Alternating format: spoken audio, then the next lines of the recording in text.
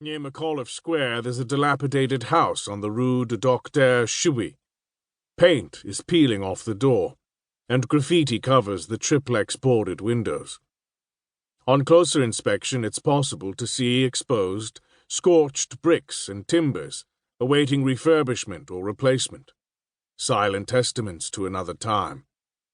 There's no plaque, but in any other country this house would be a national monument.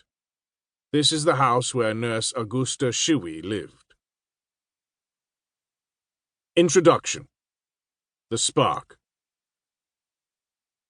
One night some years ago, I was watching the Bastogne episode of Band of Brothers, the series based on the best-selling book by Stephen Ambrose.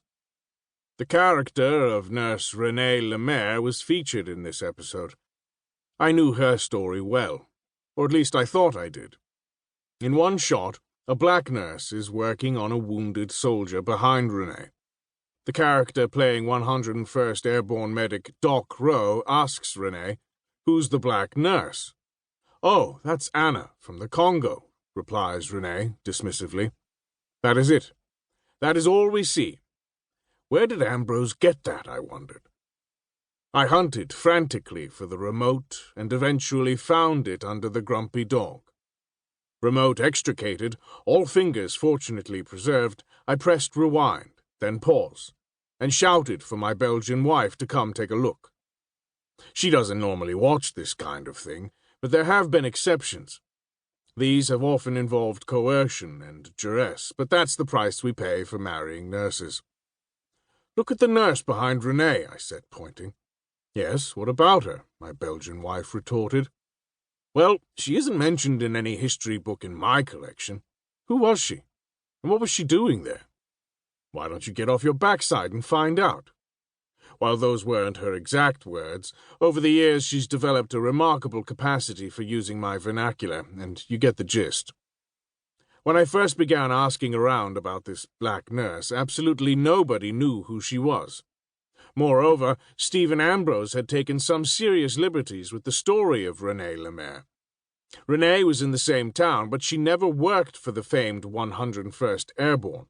She was on the other side of town, working for the 20th Armored Infantry Battalion, attached to the 10th Armored Division of Patton's 3rd Army. There were one or two vague references, but nobody could provide any concrete answers. My mother was a nurse, and my wife and sister are both nurses. At the time of this writing, my daughter is also training to be a nurse. I've been around nurses all my life. I think if there's any group of people in public service who deserve our respect and admiration, it's nurses. So when I learned about a nurse who'd basically been ignored by history, of course I was going to zero in on her. I needed to know more about this woman. I had no idea what I was getting myself into, or the story I was about to uncover. Here was a person who deserved credit and had gotten none for what she'd done in 1944 to 1945.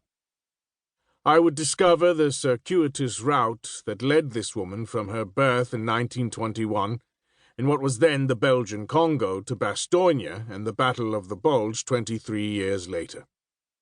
I discovered some time later that the nurse's name wasn't Anna, it was Augusta Chiwy. Who was this African nurse? In December 1944, she was visiting her father and adoptive mother in Bastogne. She had come home for Christmas from Louvain, where she worked as a nurse, unaware that Bastogne would soon become a city under siege. In a last-ditch effort to win the war he knew he was losing, Adolf Hitler had ordered his armies to launch a massive assault on the Allies' front line in Belgium. Bastogne was right in the crosshairs. It was defended by poorly equipped and badly outnumbered American troops, who would soon be tested in one of the bloodiest confrontations in U.S. military history.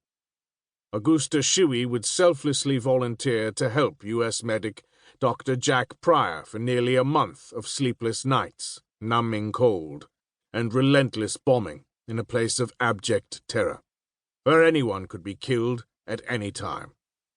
This story is not only one of remarkable courage and compassion in the face of appalling inhumanity,